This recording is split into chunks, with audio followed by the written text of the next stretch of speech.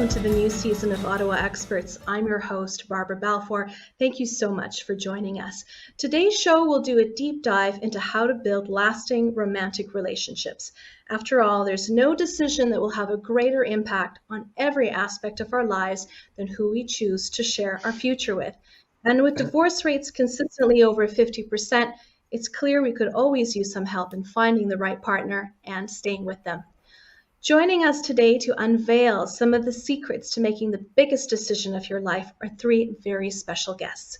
First, I'd like to welcome Dr. Gail Crowder. She's a wife of over 33 years, mother of 2 boys, and adoptive mother of 2 girls, and the founder and president of Bringing Sexy Back to the Marriage. She's also a certified master sexpert, marriage and life coach. Dr. Gail has appeared on dozens of television and radio shows as a seasoned relationship expert. She's also the author of Keep Your Legs Open, A Wife's Guide to Sexual Satisfaction, and also Bringing Sexy Back to the Marriage. Thank you so much for joining us, Dr. Gail. Welcome to the show. Thank you so much for having me. Our next 2 guests are a husband and wife team. John David Mann is the co-author of more than 30 award-winning books, including 4 New York Times bestsellers and 5 national bestsellers. His partner in love and business is Anna Gabriel Mann. She earned her degree in clinical psychology before going on to serve as an educator, therapist, corporate trainer, speaker, and coach for clients around the globe. Both John and Anna wrote The Go-Giver Marriage, a little story about the 5 secrets to lasting love. Welcome to you both. Thank you so much for joining us here on Ottawa Experts. Thank you. Great to be here. Thank you very much. Now, we're all dying to know what those 5 secrets are, but first, before we get to the altar, let's talk about how attraction works and what unconscious forces are at play. Because let's face it, the person who's currently rocking your world right now may not be the best person to take your kids to the dentist. Let's start with you, Dr. Gail. What are your thoughts on this? How do you go about picking the right person? I know that's a really big question. It is, but most of the time we pick the person that we think is the most attractive, that has the most shiny things, all of those things, but we don't realize that when we're picking a life partner, there's more to it besides the, sometimes amazing sex and, going out to dinner and doing all the fun things. We need to look at the person and say, do we communicate well? Is this person compassionate towards me when I'm not feeling well? Or does this person have a plan or future for his or her life? If they don't have one for their life, then it's very hard for them to have one for our lives together. So it's so many of things that you need to look at just beside the shiny. I call it the shiny things in life before you go down the aisle, because you need to have some of the hard questions answered. Like, what is your take on money? Are you a saver or are you a spender? What is your religious beliefs? What do you think about children? Do you want to have children? And if so, how would you like to raise them? All of those questions need to come into play, because once you go down that aisle, it is very, very hard to change some of those habits. Now, Anna, you're a therapist as well. What kind of mistakes do your clients make, or what red flags do they ignore before making that lifelong commitment? Well, I couldn't agree with Dr. Gail more. I think that people go into marriage very blindly, riding on the bliss of romance, but they don't necessarily have reality in their sights.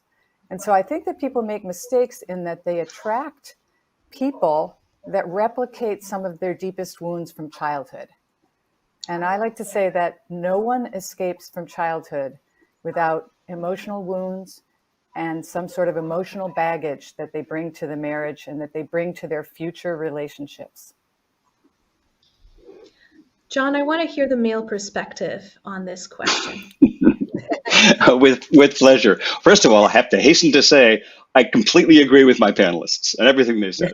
And I do. I think Dr. Gail made some fantastic points. Very pragmatic, very practical. This is the person you're going to be living with. And the things that Anna said, these bags that unpack themselves, the wounds that we carry, those aren't always obvious at first. In fact, they're usually not. So the first thing I would say is the time factor. I think it's really, this may be, old, tired advice, but I think it's really important not to rush and to take time. When you're first in love, everything about your partner or your date is dazzling, right? You're in that like giddy, almost drunk phase, which is fabulous. We love it. Um, but as Anna said, it's not reality. One of the realities about a long-term relationship is that your partner is going to be your partner in growing yourself to be the best person you can be. And one of the pieces of advice I give people looking for the ideal partner is first look at yourself. Are you clear on who you are? Do you know what you want to do with your life? Have you kind of taken a look at your own emotional baggage? Often we don't really know who we are in our 20s and in those early relationships. And that's one of the things that trips us up when we get into serious relationships.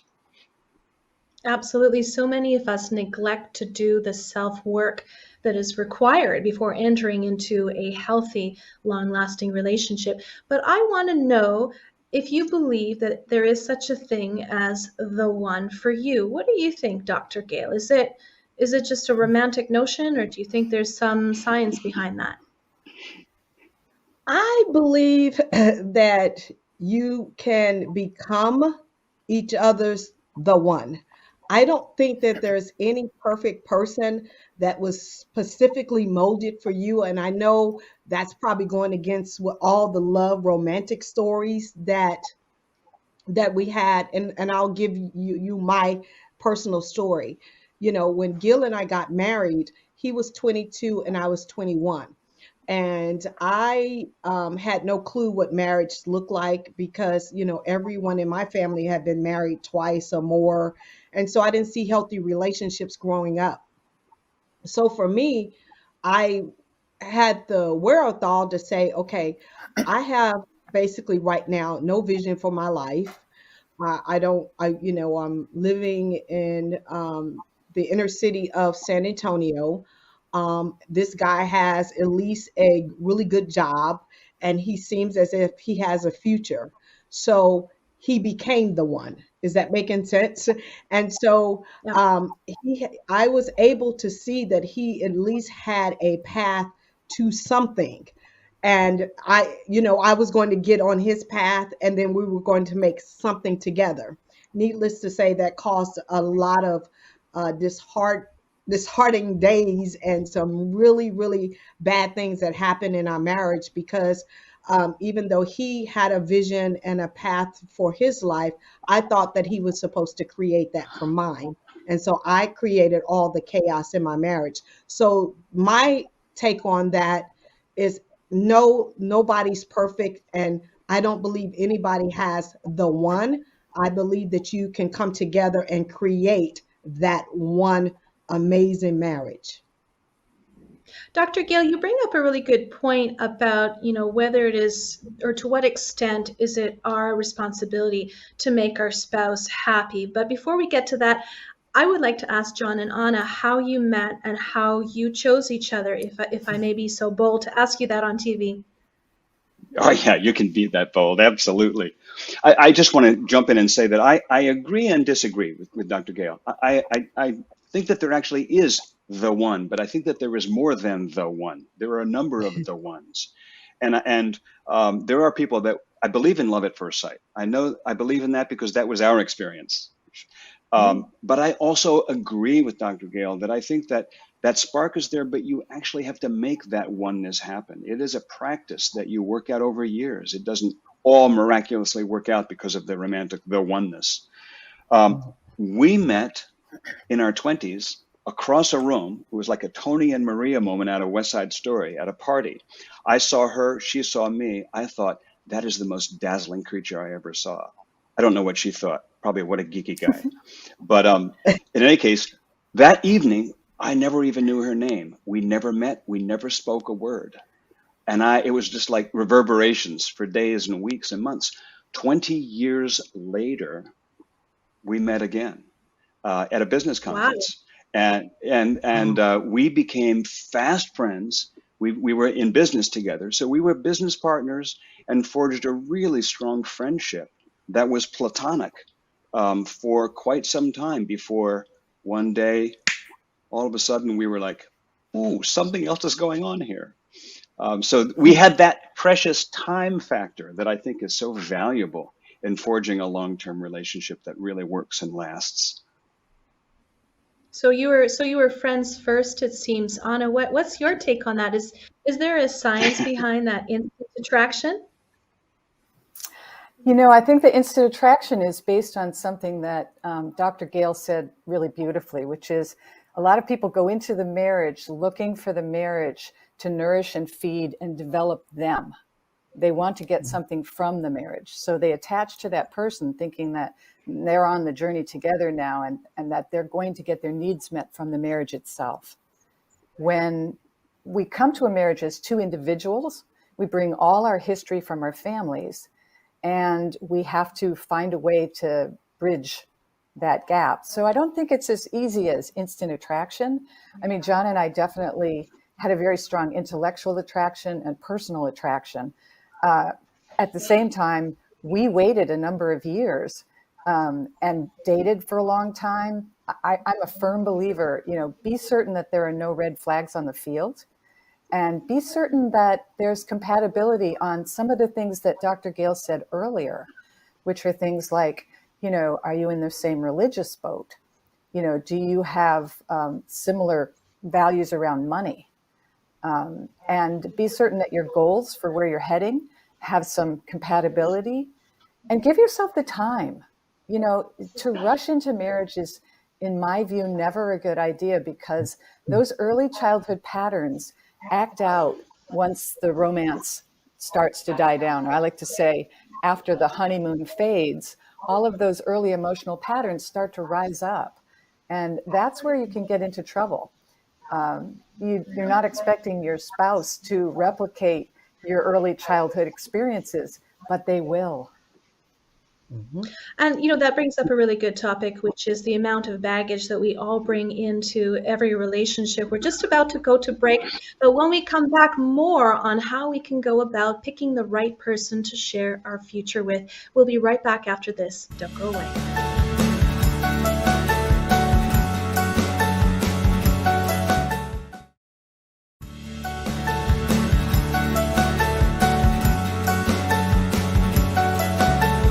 Hi, welcome back to Ottawa Experts. I'm your host, Barbara Balfour. How do you go about picking the right person to share your future with? Is there such a thing as true love?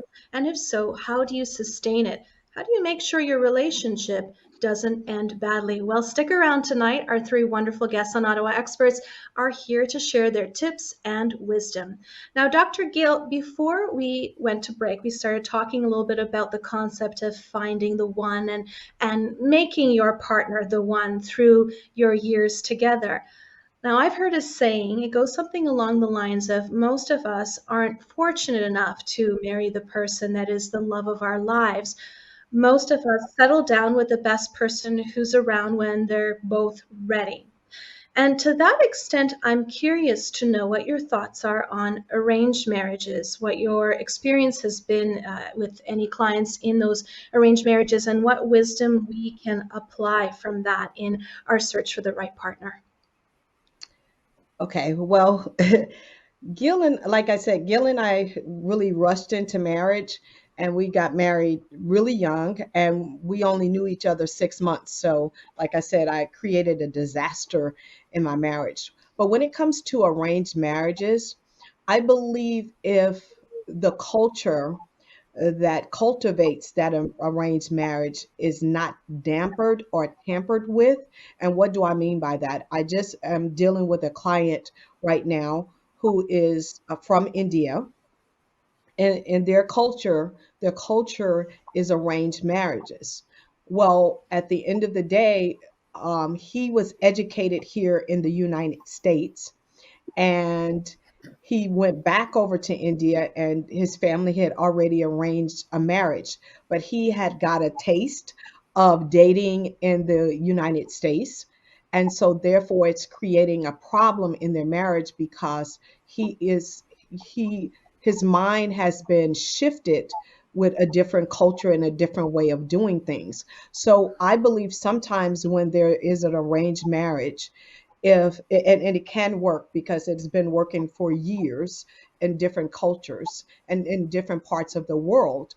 But if the person's mind has been shifted or they have had a taste of something else, then it makes it very hard for them to fit into that particular box that that culture has cultivated for years and for centuries. But can it work? Absolutely. I believe it can.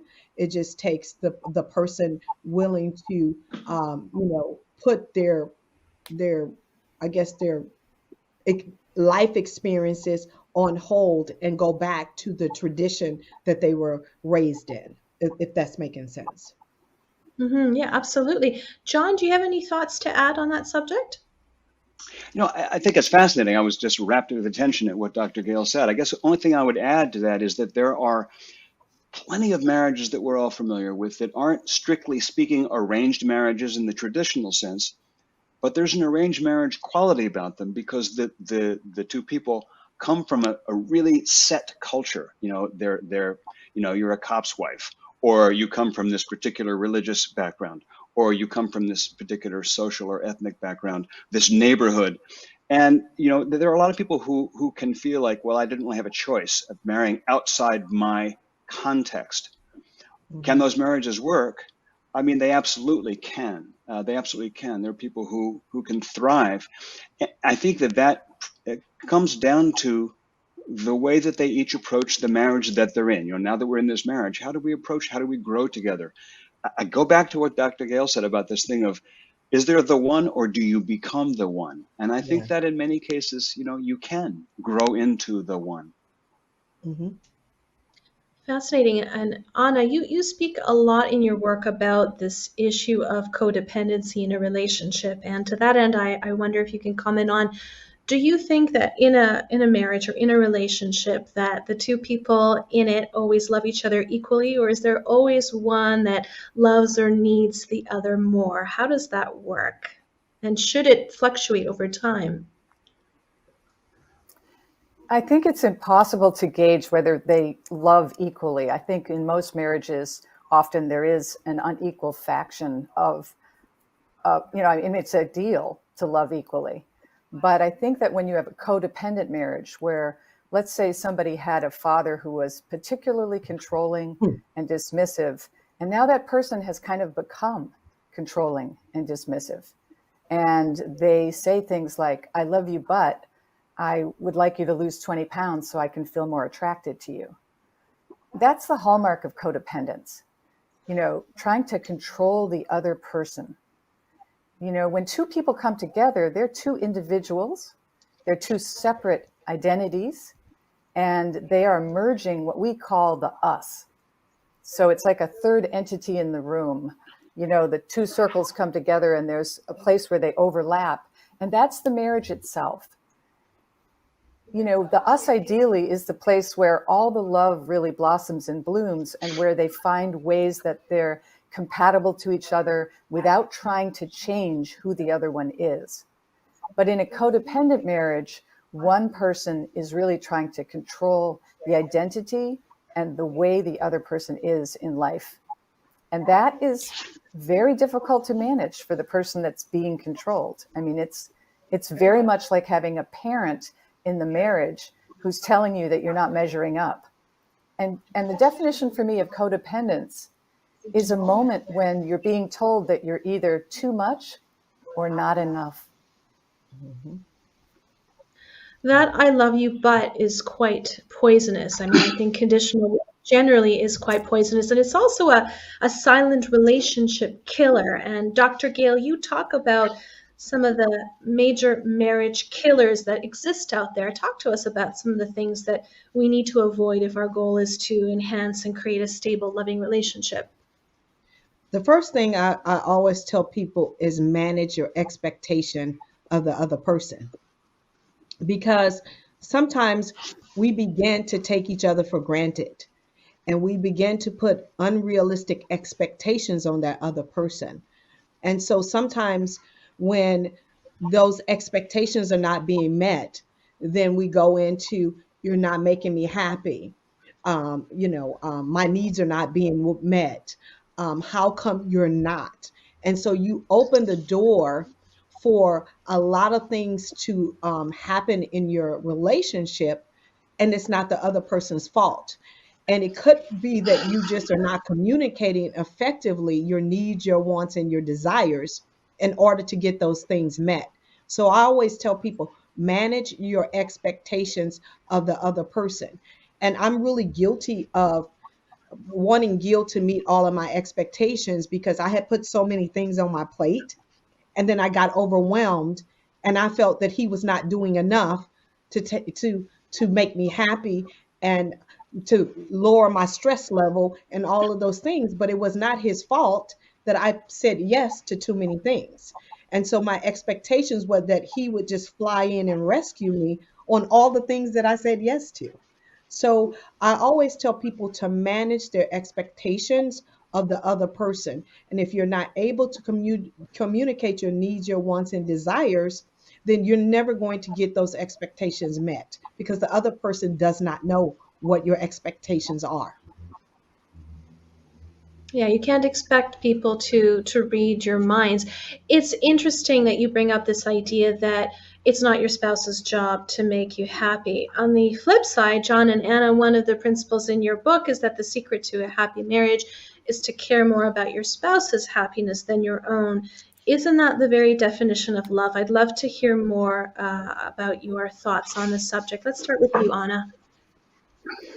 We believe that the foundation of a strong marriage is a spirit of generosity, where you put adding value to your spouse's life at the center of your behavior. So you're always looking for ways to bring acts of generosity to the marriage and to be able to, just be there for them in ways that tangibly fill lots of different gaps, whether it's, John brings me a cup of tea first thing in the morning on the bedside table. It's just a lovely gesture of giving, but it makes me feel so taken care of and so nourished. So it's things like that. So, John, how did you know that you should bring a cup of tea to Anna's bedside every morning? Did you communicate that to you? Already know that that's the right thing to do because you wouldn't mind having it for yourself? A lucky guess. No, actually, that's tongue in cheek because I think that there's something, we call this the treasure hunt.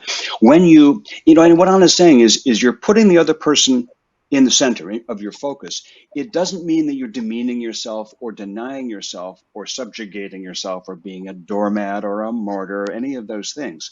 What it means is I'm on a treasure hunt right now to find out things about my wife that I'll find out that she loves, that she knows. Dr. Gail spoke about communicating your needs, wants, and desires. This is sort of the other side of that, of looking for your spouse's, your partner's needs, wants, and desires. And one of the things we say in our book is every person is an unexplored continent. There is so much to know about a person. I adore Anna. I just adore her. But that's not just luck, and that's not just chemistry. I have created that over years by studying her, by going on a treasure hunt, and by looking for things about her that I find fascinating that maybe I didn't know. I know so much about her, but I know that I have years more of more to discover about her. So I think this thing of both adoring your partner and also knowing your partner, that she'd like a cup of tea, that she likes this kind of movie, that she gets sad on that date because it's the anniversary of a death that was in her path. These things about your partner, you investigate. And as you learn more, you become a more effective partner. Very interesting. And I want to turn the conversation back to Anna because one of the things that you talk about in your book as well that you've co-authored together is the idea of the scorecard and how keeping a scorecard can be a marriage killer. So how do you balance that between also keeping healthy boundaries in your relationship? Well, when you drop the scorecard, you immediately open the door to a much stronger marriage because when your little scorekeeper, we call it the little scorekeeper, your little scorekeeper is saying, well, I did the dishes 3 times this week. What have you done? And they're constantly in there trying to decide, whether or not it's equal, whether or not it's fair, then you're not in the marriage. You're in the scoring. You're constantly looking at your partner with your hands on your hips saying, what have you done for me lately? And when you're looking at them that way, they're defensive.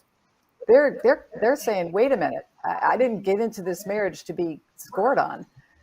And it creates a dynamic in the marriage that opens the marriage up for more criticism versus appreciation.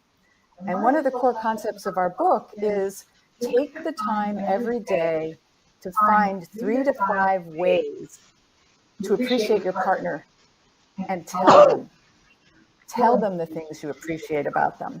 Because what you're doing is you're cutting a new groove in your brain neurologically. You're opening the door to let go of criticism and to let go of scorekeeping and open the gates to how do I love thee? Let me count the ways. Dr. Gail, I know you have some thoughts to add to that in terms of ways that you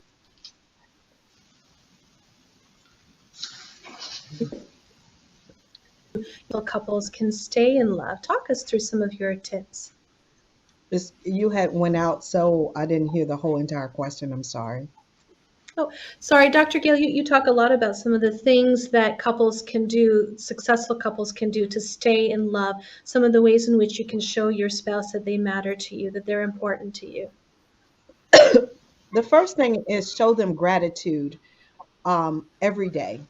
And we as people, as human beings, like Anna has said, that we are used to keeping score.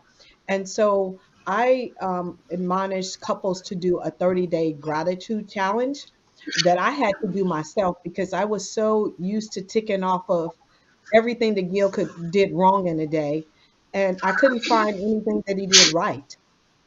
So I created this 30-day challenge where you find something that your spouse does every single day right. Because there is good in them. We just always focus in on the negative, especially if we're in a negative space in our own lives, right? Because, like Anna said, we're two individual people coming together on this path called marriage. So I say, find something that your spouse is doing right every single day and congratulate them for it. And I was in such a bad space in my own life that the first day that I did it, I said, thank you so much for taking out the trash. Thank you so much. The next day it was like, thank you so much for washing the clothes, until you get in a space where you can really see the good in your spouse and not always pick out the negative. Because people are much more likely to want to return the favor or keep on doing that good behavior when you call it out, acknowledge it, and perhaps reward them for it. We're ready for another commercial break, Dr. Gail, but when we come back, I want to hear more about your tips and tricks for how to keep a long-standing marriage or relationship spicy. Don't go away. We'll be right back with more.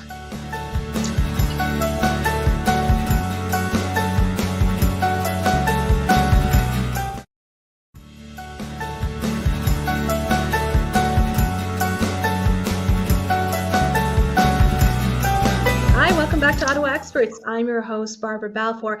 How do successful couples stay in love? Well, we're about to find out with our wonderful guests tonight, John David Mann, Anna Gabriel Mann, and Dr. Gail Crowder.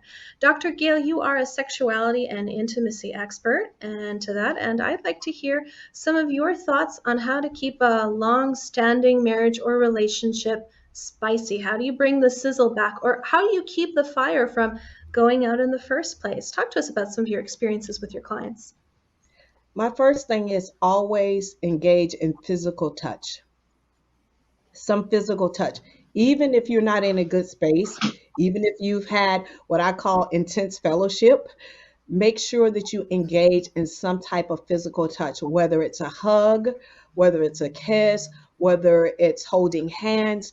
Always engage in some type of physical touch every single day. It's important because that starts intimacy. And most people equate intimacy and sex as the same thing. It is totally different. Intimacy is something that you work on every single day outside of the bedroom. It's allowing that person in your personal space every single day. And the other thing I say is communication is huge, because when there's a communication breakdown, it happens in every area of the marriage. So make sure that you're able to communicate effectively on a daily basis. Check in with your spouse every single day, because so many of us take each other for granted. And when communication breaks down, everything else happens. And I get a chance to talk to people all over the world where intimacy and amazing sex have left their marriage. And I tell them that is just the surface. What is the root cause of the reason why you're not engaging in intimacy and meaningful sex? And most of the time, it is a communication breakdown, it's hurt feelings, it's unresolved issues, it's all of those different things. So, my thing to people at a basic level is make sure that you engage in some type of intimacy every single day, talking, kissing, hugging, being near one another, right? Because a lot of us live in, homes, and when we get home, we just want to go into our own personal space. But your spouse is the person that you said that I'm going to live this path out for the rest of my life. So why not engage in meaningful intimacy every single day? Even if you're not in a good space, try to make contact with your spouse every single day. How common are sexless marriages, and what is the definition of a sexless marriage? Wow. They're running rapid. I will tell you, it is crazy, the statistics on how many people are living as roommates. It's about 67% across the globe.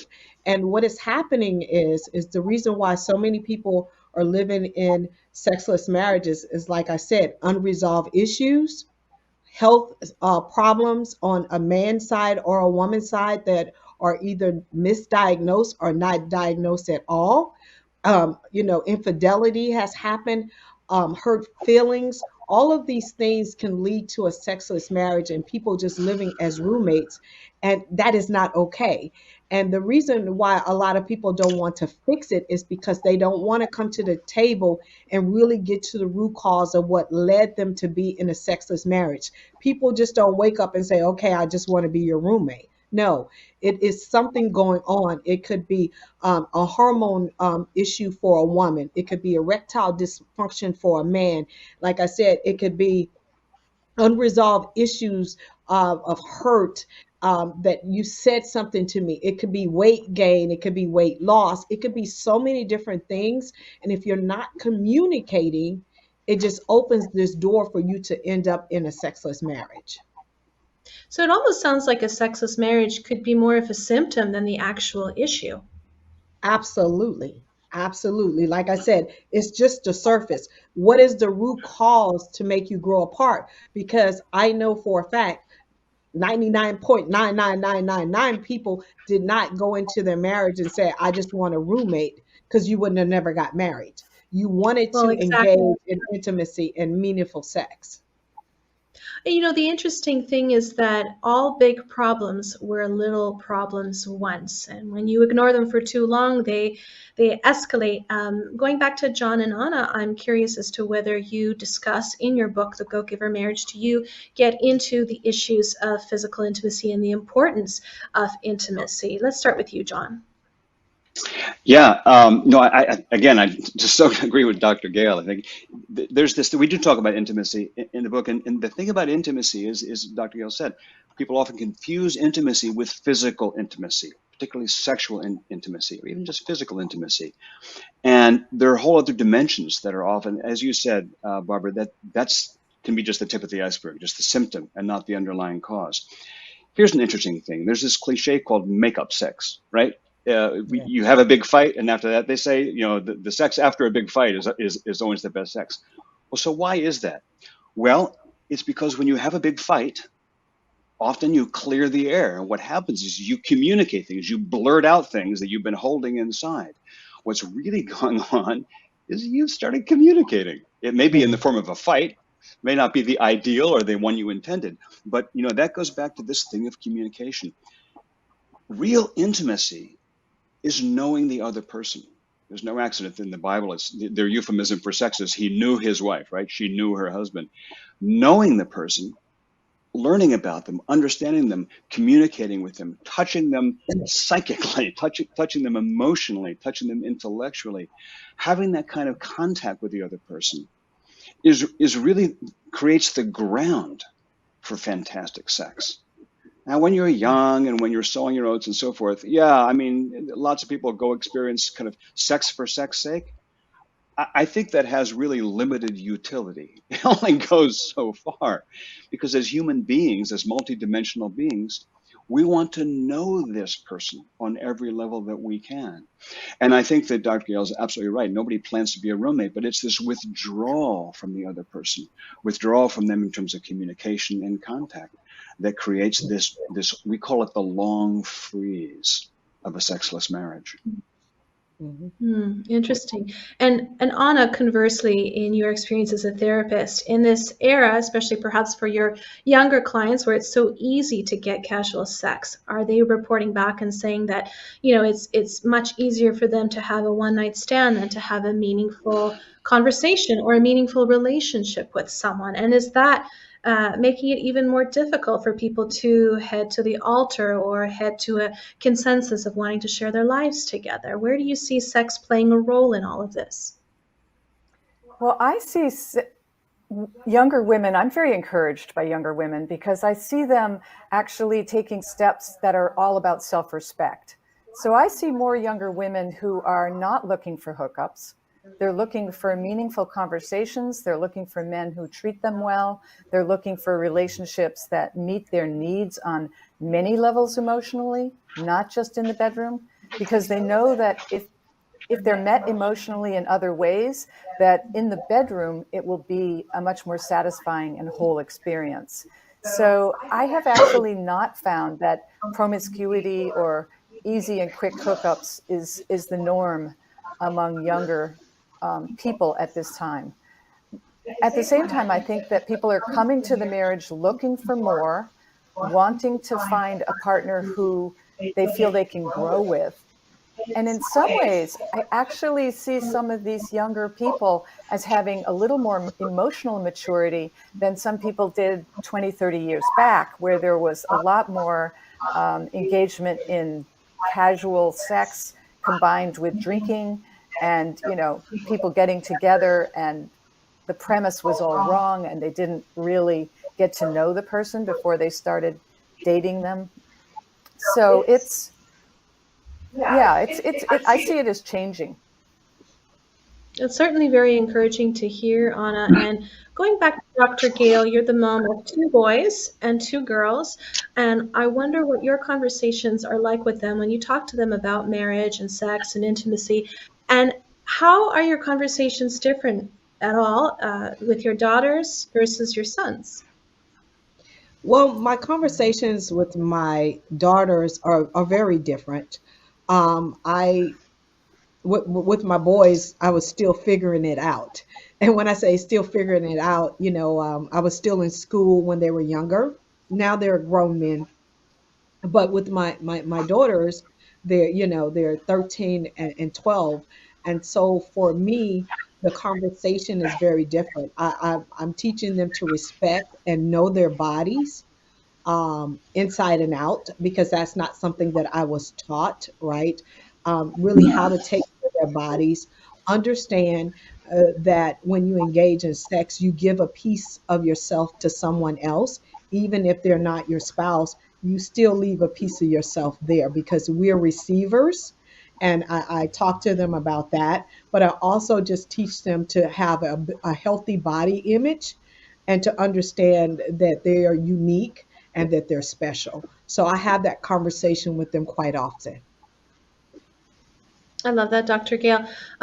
Shifting gears a little bit and going back to John, how do you go about entering in and staying in a healthy relationship without losing a part of yourself along the way?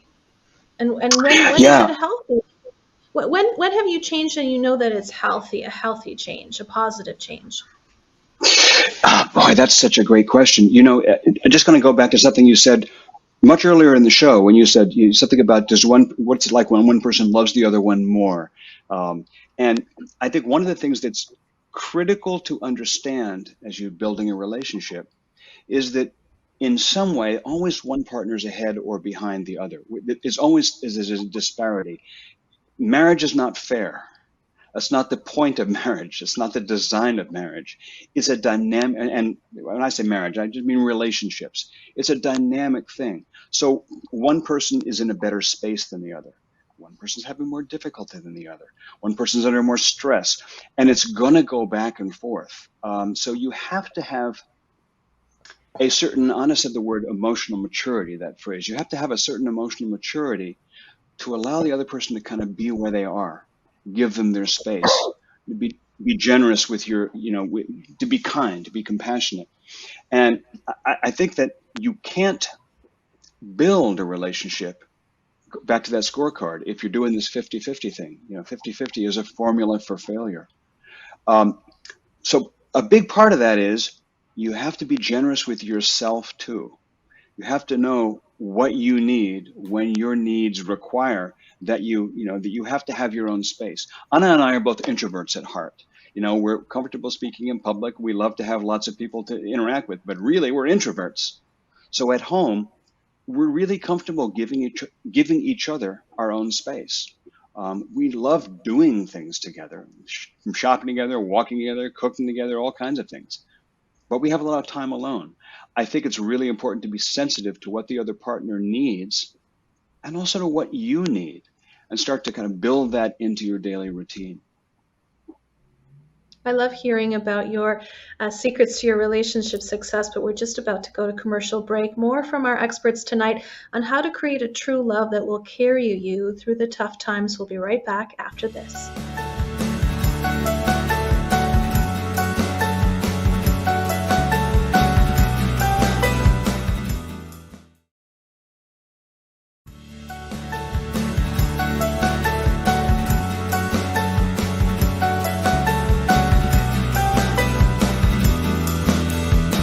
Welcome back to Ottawa Experts. I'm your host, Barbara Balfour, and on tonight's show, we're talking about how to build long-lasting relationships and marriages. I'd like to start with John and Anna, our husband and wife team who have written the book on the Go-Giver Marriage and 5 Secrets. I want to know, what are those 5 secrets? Let's start with you, John. Well, one of them, actually, Anna alluded to earlier, and when we call them secrets, they're really not that secretive, but they are all 5 simple sort of habits of behavior you can put into practice every day. And one of them is something that Anna mentioned earlier. We just say appreciate. Secret number 1 is to appreciate. We start having people find 3 things a day that you can find about your partner that you love, and take a moment to tell them. This is an awful lot like Dr. Gail's 30-day gratitude challenge. You start building a list of specific, concrete things that you appreciate about your spouse. And we found that for a lot of people, this can feel kind of awkward at first. It's like, honey, I have to talk to you. No, nothing's wrong. I just wanted to tell you. I just want to tell you that I really appreciate the fact that you make this wonderful dinner every night. And your wife is looking at you saying, what's wrong with him? What's going on? It's okay if it's awkward. It's okay if it's out of your comfort zone. It gains its own momentum, and pretty soon you're finding yourself every day saying lots of things to your spouse that you love about them. That just builds the marriage. The key is repetition, that you do it every day, that you just build on this, make it part of your everyday routine. Any other secrets to share, Anna? Well, Dr. Gail said beautifully in the beginning that she actually said, thanks for taking the trash out. Because she couldn't think of another way to be in gratitude or appreciation of her husband in the beginning, because it was so foreign. So what John's talking about is very real. People really need to just feel like it's okay. I had one client who said to her husband one day while he was on his way to soccer with a car full of kids, and he was just turning to get into the car. The kids were already loaded. And she leaned toward him and she said, have I told you lately you have the best butt in blue jeans? And she said, his face was pure shock. And she said, and then he said, well, it's even cuter out of blue jeans. To which she said, well, consider that a date, buddy. And he took the kids to soccer. She went back in the house.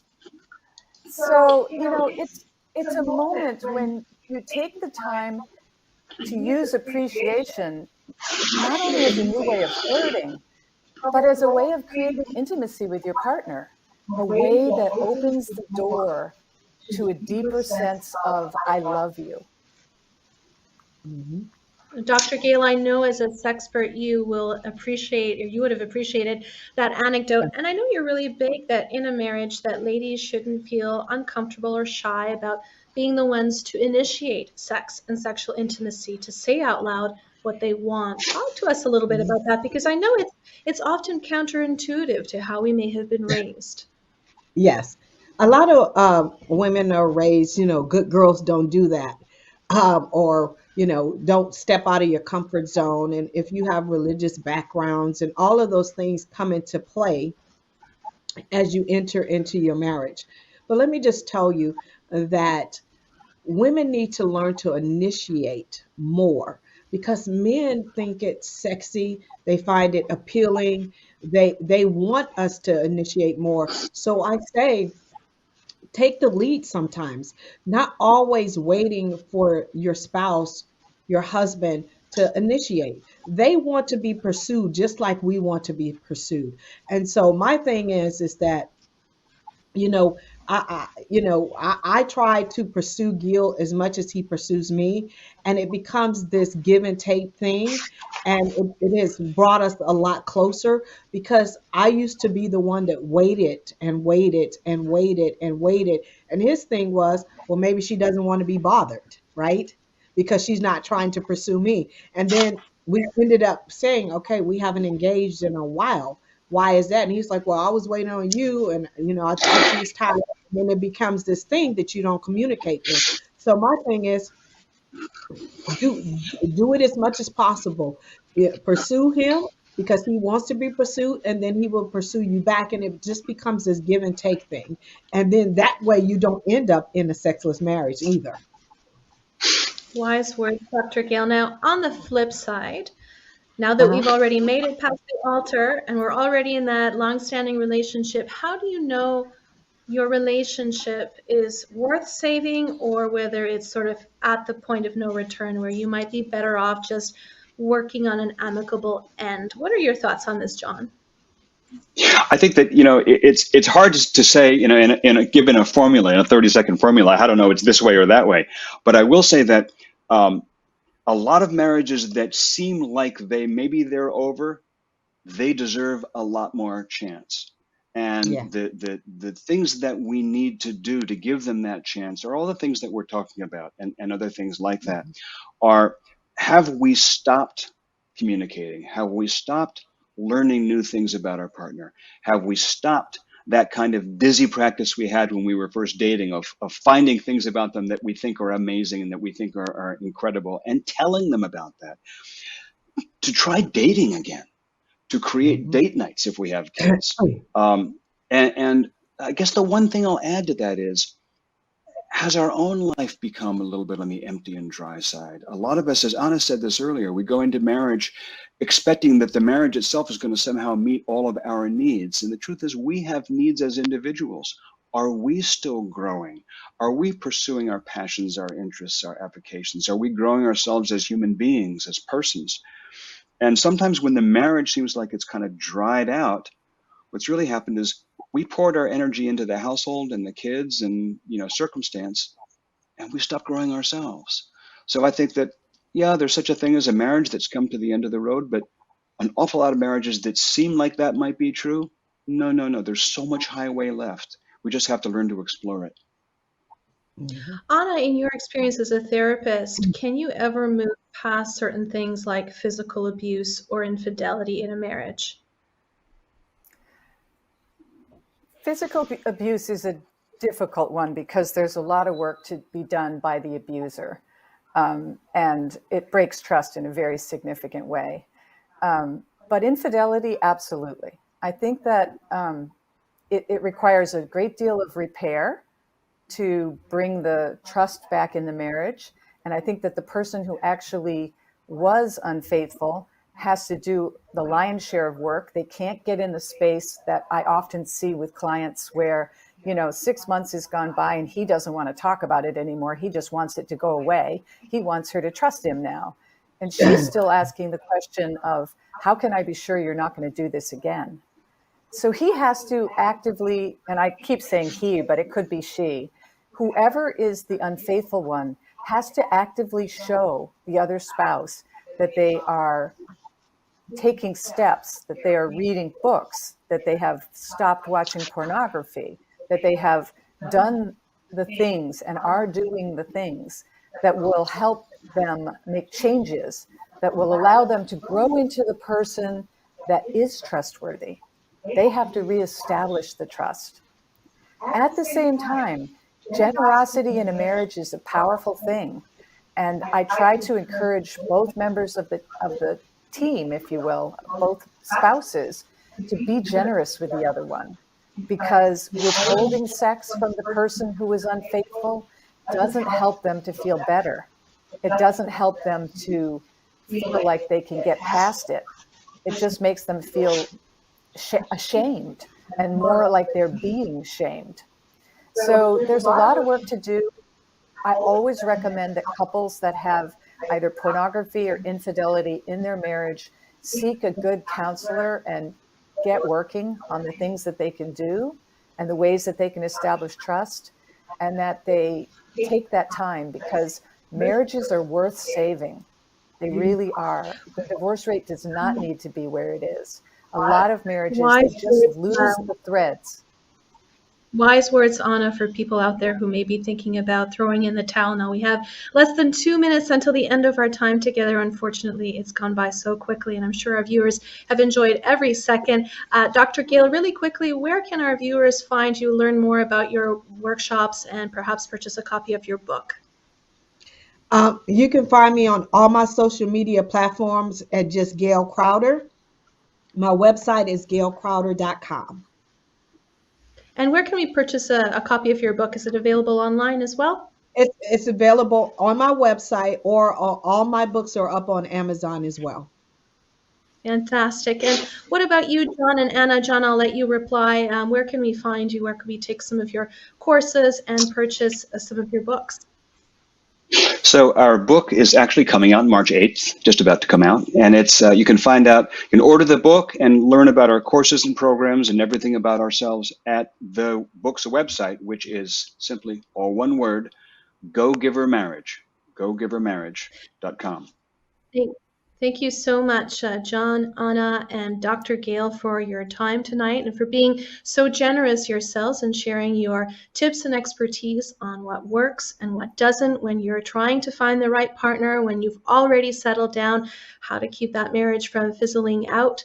Thank you again for all your expertise. And if you're watching us tonight, thank you so much for joining us. We will see you here, same time and place next week. Have a great night.